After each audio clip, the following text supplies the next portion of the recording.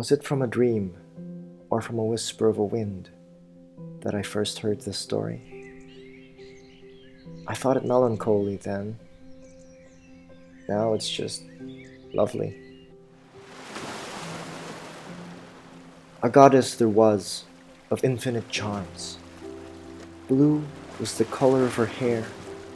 Deep but clear was her gaze. Her gait undulates.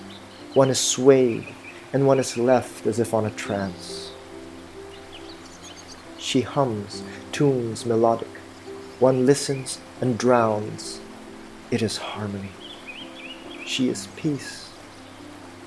She is tempest at times, but still, she is all too alluring.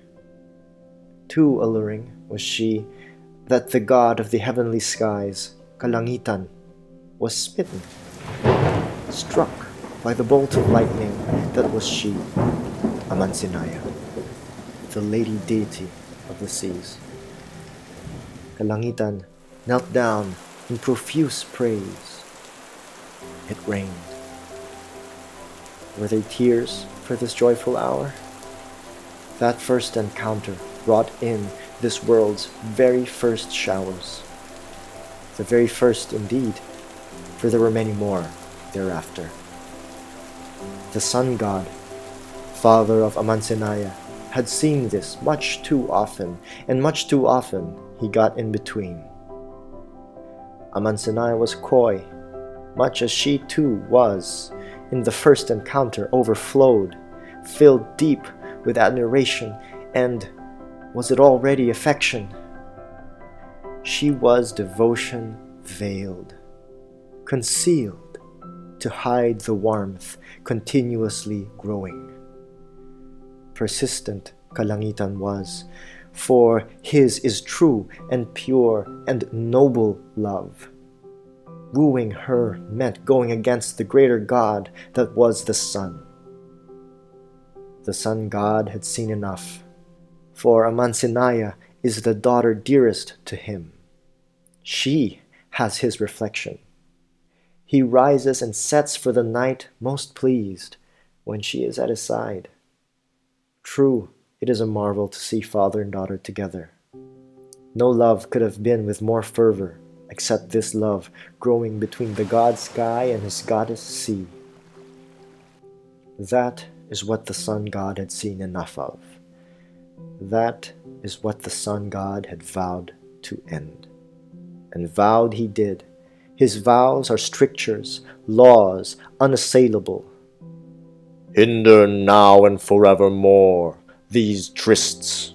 These trysts shall end, and cursed be the nearness of you, for you will be a vast expanse far away from each other. High above the highest, low below the lowest. You shall be the measure of the ends of this world. In an instant, the chasm that was space divided the two, broken, for no being could disobey the sun god's bidding. Was it from a dream, from a whisper of a wind, that I first heard this story? I thought it melancholy then. Now it's just lovely. Forlorn and helpless, Kalangitan often shed his tears, tears that would reach her eventually, tears that would keep her hopes alive. Yes, for she is the cradle of infinite hopes. She is the hammock of dreamers. Wishes in deep thought and reflections she keeps. Alas, that ember that is true love, distance cannot douse. Amansinaya often fled. Higher and higher she ascended. It was in the mountains, in the cover of trees she hid. It was there that she felt closest to the sky. She prayed. Yes, she prayed. For there is a higher God than her father, the sun god. That the sun god his father knew not of. For this mightier God is unseen by eyes, unheard, untouched, unreal to the senses of lesser gods. For he is the mightiest. He wills to reside in the prayerful hearts that is home to any powerful god. Amansinaya, for her heart is pure and noble and true. The mighty God listened, took heed, and decreed. Through his mortal men and women, his stewards, he built for her a water kingdom high up in the mountains where there was none before it. It was blessed with bountiful beauty. It was her water kingdom. It was blessed to be filled not by sadness, but only by mirth and joy and happiness. It was her water kingdom, born of love and remembrance, a gift for peace and forgiveness.